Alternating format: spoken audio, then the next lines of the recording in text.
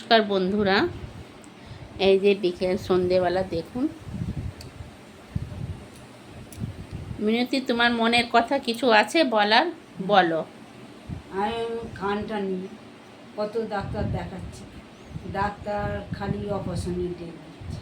আমি অপারেশন করতে রাজি।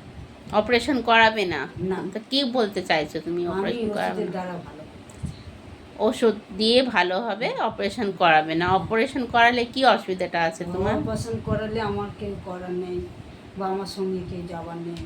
হ্যাঁ, আবার আমি থাকলে বাড়িতে কেউ করবার নেই, ওই জন্য অপারেশনটা আমি করতে চাই।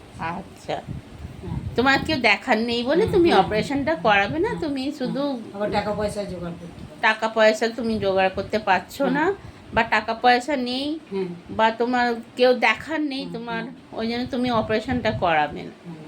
তো ডাক্তার বলছে অপারেশন করার হ্যাঁ। জন্য।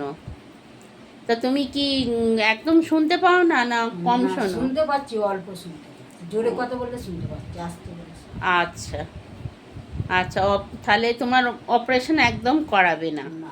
আমি ওষুধের দ্বারা চেষ্টা করছি। আচ্ছা, ঠিক আছে, দেখছি এর ডাক্তার। নিয়ে।